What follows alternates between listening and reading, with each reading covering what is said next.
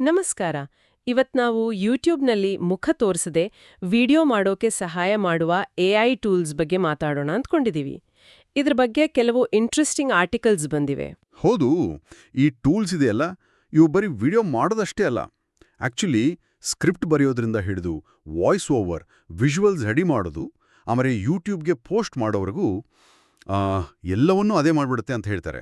ಓ, ಇದು ಕೇಳೋಕೆ ತುಂಬಾ ಇಂಟ್ರೆಸ್ಟಿಂಗ್ ಆಗಿದೆ.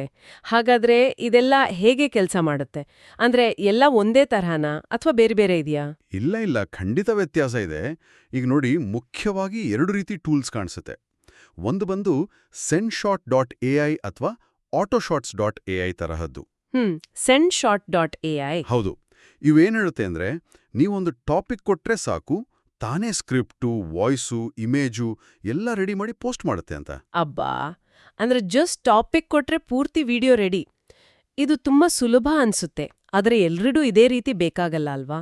ಖಂಡಿತ ಇಲ್ಲ. ಅಲ್ಲಿಗೆನೆ 2ನೇ ತರಹದ ಟೂಲ್ಸ್ ಬರೋದು. ಉದಾಹರಣೆಗೆ ಮೇಕ್ ಅಂತ. ಇದು ಮೊದಲು ಇಂಟೆಗ್ರೊಮ್ಯಾಟ್ ಆಗಿತ್ತು. ಓ ಹೌದು, ಇಂಟೆಗ್ರೊಮ್ಯಾಟ್ ಗೊತ್ತಿದೆ. ಹೌದು, ಇದು ಹೇಗೆ ಅಂದ್ರೆ, ಇದು ರೆಡಿಮೇಡ್ ಆಡಿ ವಿಡಿಯೋ ಮಾಡಿ ಕೊಡಲ್ಲ. ಬದಲಿಗೆ ನಿಮ್ಗೆ ಬೇಕಾದ ಹಾಗೆ ಒಂದು ಕಸ್ಟಮ್ ಎಐ ವರ್ಕ್ ಫ್ಲೋ, ಅಂದ್ರೆ ಕೆಲಸದ ಸರಣಿಯನ್ನ ನೀವೇ ಡಿಸೈನ್ ಮಾಡಬಹುದು. ಓ ಸರಿ. ಅಂದ್ರೆ ಅದಲ್ಲಿ ಜಾಸ್ತಿ ಕಂಟ್ರೋಲ್ ನಮ್ಮ ಕೈಲಿರುತ್ತೆ ಅಲ್ವಾ? ಹೇಗೆ ಅದು? ಹೌದು, ಖಂಡಿತ. ಉದಾಹರಣೆಗೆ ನೀವು ಹೀಗೆ ಮಾಡ್ಬೋದು ನೋಡಿ. ರೆಡಿಟಿಂದ ಐಡಿಯಾ ತಗೊಳ್ಳಕ್ಕೆ ಒಂದು ಎಐ, ಆಮೇಲೆ ಸ್ಕ್ರಿಪ್ಟ್ ಬರೆಯೋಕೆ GPT-4 ತರಹದ ಒಂದು ಲ್ಯಾಂಗ್ವೇಜ್ ಮಾಡೆಲ್, ವಾಯ್ಸ್ ಕೊಡೋಕೆ 11 ಲ್ಯಾಬ್ಸ್ ಅಂತ ಇದೆಯಲ್ಲ, ಆ ತರಹದ ಟೆಕ್ಸ್ಟ್ ಟು ಸ್ಪೀಚ್. 11 ಲ್ಯಾಬ್ಸ್. ಹೌದು, ಅದು ತುಂಬಾ ನ್ಯಾಚುರಲ್ ಆಗಿದೆ ಅಂತಾರೆ.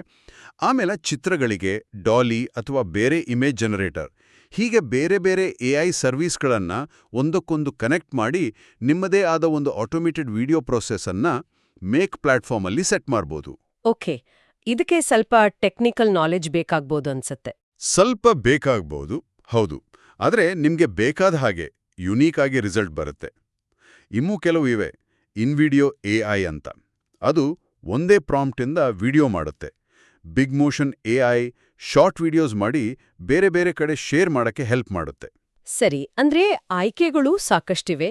ಸರಿ, ವಿಡಿಯೋ ರೆಡಿ ಆಯ್ತು ಅನ್ಕೊಳ್ಳಿ, ಅದನ್ನ ಸರಿಯಾದ ಆಡಿಯನ್ಸ್ಗೆ ತಲುಪಿಸ್ಬೇಕಲ್ಲ, ಅದಕ್ಕೇನಾದ್ರೂ ಇದೆಯಾ? ಅದು ಕೂಡ ಬಹಳ ಮುಖ್ಯವಾದ ಪಾಯಿಂಟ್. ವಿಡಿಯೋ ಮಾಡಿ ಸುಮ್ಮನೆ ಹಾಕ್ಬಿಟ್ರೆ ಆಗಲ್ಲ. ಇಲ್ಲಿ ವಿಡೈಕ್ಯೂ, ಟ್ಯೂಬ್ಬಡಿ, HREFs ತರದ ಟೂಲ್ಸ್ ಹೆಲ್ಪ್ ಮಾಡುತ್ತೆ. ಓ, ಇವು SEOಗೆ ಹೆಲ್ಪ್ ಮಾಡ್ತವೆ ಅಲ್ವಾ? ಹೌದು, ಮುಖ್ಯವಾಗಿ SEO. ಅಂದ್ರೆ ಯೂಟ್ಯೂಬ್ ಸರ್ಚ್ನಲ್ಲಿ ನಿಮ್ಮ ವಿಡಿಯೋ ಮೇಲೆ ಬರೋ ಹಾಗೆ ಡಿಸ್ಕ್ರಿಪ್ಷನ್, ಟ್ಯಾಗ್ಸ್ ಬರೆಯೋಕೆ, ಯಾವ ಟಾಪಿಕ್ ಟ್ರೆಂಡಿಂಗ್ ಇದೆ ಅಂತ ತಿಳಿಯೋಕೆ, ಇದೆಲ್ಲದಕ್ಕೂ ಇದು ಸಹಾಯ ಮಾಡುತ್ತೆ. ಸರಿ, ಈಗ ಇಷ್ಟೆಲ್ಲ ಆಯ್ಕೆಗಳಿವೆ. ಒಬ್ರು ಒಂದು ಎಐ ಟೂಲ್ ಸೆಲೆಕ್ಟ್ ಮಾಡಬೇಕು ಅಂದ್ರೆ ಯಾವ ಫೀಚರ್ಸ್ ನೋಡ್ಬೇಕು? ಓಕೆ, ಮುಖ್ಯವಾಗಿ ಕೆಲವು ವಿಷಯಗಳನ್ನ ಗಮನಿಸಬೇಕು. ಒಂದು, ಸ್ಕ್ರಿಪ್ಟ್ ಕ್ವಾಲಿಟಿ. ಅದು ಚೆನ್ನಾಗಿದೆಯಾ, ಎಂಗೇಜಿಂಗ್ ಆಗಿದೆಯಾ? 2ನೇದು ವಾಯ್ಸ್. ಆ ಟೆಕ್ಸ್ಟ್ ಟು ಸ್ಪೀಚ್ ವಾಯ್ಸ್ ಇದೆಯಲ್ಲ, ಅದು ಕೇಳೋಕೆ ನ್ಯಾಚುರಲ್ ಆಗಿದೆಯಾ ಅಥವಾ ರೋಬೋಟ್ ತರ ಇದೆಯಾ? ಇದು ತುಂಬಾ ಮುಖ್ಯ. 3ನೇದು ವಿಜುವಲ್ಸ್, ಅಂದ್ರೆ ಚಿತ್ರಗಳು ಅಥವಾ ವಿಡಿಯೋ ಕ್ಲಿಪ್ಸ್. ಅದು ಸ್ಕ್ರಿಪ್ಟ್ಗೆ ಮ್ಯಾಚ್ ಆಗ್ತಿದ್ಯಾ, ಸ್ಟಾಕ್ ಫುಟೇಜ್ ಇದೆಯಾ ಅಥವಾ ಎಐನೇ ಜನರೇಟ್ ಮಾಡಿದ?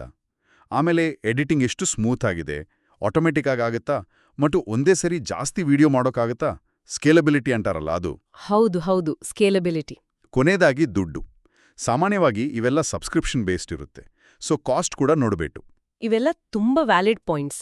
ಇದೆಲ್ಲ ಕೇಳೋಕೆ ವಿಡಿಯೋ ಮಾಡೋದು ಬಹಳ ಸುಲಭ ಅನ್ಸಿದ್ರು ಕೆಲವು ವಿಷಯಗಳನ್ನ ನಾವು ಗಮನದಲ್ಲಿ ಇಟ್ಕೋಬೇಕು ಅಲ್ವಾ? ಖಂಡಿತವಾಗ್ಲು. ಮೊದಲನೇದಾಗಿ ಎಐ ಏನ್ ಔಟ್ಪುಟ್ ಕೊಟ್ರೂ ಅದನ್ನ ನಾವು ಒಮ್ಮೆ ನೋಡ್ಲೇಬೇಕು, ಕ್ವಾಲಿಟಿ ಚೆಕ್ ಮಾಡಬೇಕು. ಮನುಷ್ಯರ ಕಣ್ಣು ಬೀಳ್ಲೇಬೇಕು. ಹೌದು, ಯಾಕಂದ್ರೆ ಕೆಲವೊಮ್ಮೆ ತಪ್ಪು ಮಾಹಿತಿ ಇರ್ಬೋದು ಅಥವಾ ಏನೋ ಸರಿ ಇಲ್ಲ ಎಂಬ ಇರ್ಬೋದು.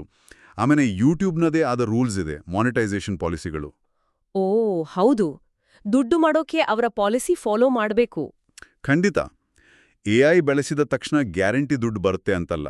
ಆಮೇಲೆ ಇನ್ನೊಂದು ವಿಷಯ ಏನಪ್ಪಾ ಅಂದ್ರೆ, ಎಲ್ಲರೂ ಎಐ ಇಂದಾನೇ ಕಂಟೆಂಟ್ ಮಾಡೋಕೆ ಶುರು ಮಾಡಿದ್ರೆ, ಹೌದು, ಆಗ ನಿಮ್ಮ ಕಂಟೆಂಟ್ ಹೇಗೆ ಬೇರೆಯವರಿಗಿಂತ ಭಿನ್ನವಾಗಿ ಕಾಣಿಸುತ್ತೆ ಅನ್ನೋದು ಪ್ರಶ್ನೆ ಆಗುತ್ತೆ. ಕರೆಕ್ಟ್.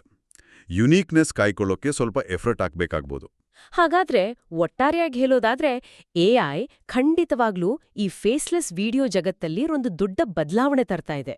ಕಂಟೆಂಟ್ ಕ್ರಿಯೇಷನ್ ಇನ್ನಷ್ಟು ಜನರಿಗೆ ಸುಲಭ ಆಗ್ತಾ ಇದೆ. ಹೌದು, ಎಫಿಷಿಯನ್ಸಿ, ಸ್ಪೀಡ್ ಎಲ್ಲ ಜಾಸ್ತಿ ಆಗ್ತಿದೆ. ಹೊಸ ಸಾಧ್ಯತೆಗಳು ಓಪನ್ ಆಗ್ತಿವೆ. ಆದರೆ ಇದು ನನ್ನ ತಲೆಯಲ್ಲಿ ಒಂದು ಪ್ರಶ್ನೆ ಮೂಡಿಸುತ್ತೆ. ಏನು ಆ ಪ್ರಶ್ನೆ? ಈಗ ನೋಡಿ, ಈ ಎಐ ಟೂಲ್ಸು ಕಂಟೆಂಟ್ ಮಾಡೋದನ್ನ ಇಷ್ಟೊಂದು ಸುಲಭ, ಇಷ್ಟೊಂದು ಫಾಸ್ಟ್ ಮಾಡಿದಾಗ ನಿಜವಾದ ಕ್ರಿಯೇಟಿವಿಟಿ ಅಂದ್ರೆ ಮೂಲ ಸೃಜನಶೀಲತೆ, ಆಳವಾದ ರಿಸರ್ಚ್ ಮಾಡಿ ಮನುಷ್ಯರ್ ಹಾಕುವ ಎಫರ್ಟ್, ಆ ಹ್ಯೂಮನ್ ಟಚ್ ಇದೆಯಲ್ಲ, ಅದರ ಮೌಲ್ಯ ಏನಾಗ್ಬೋದು?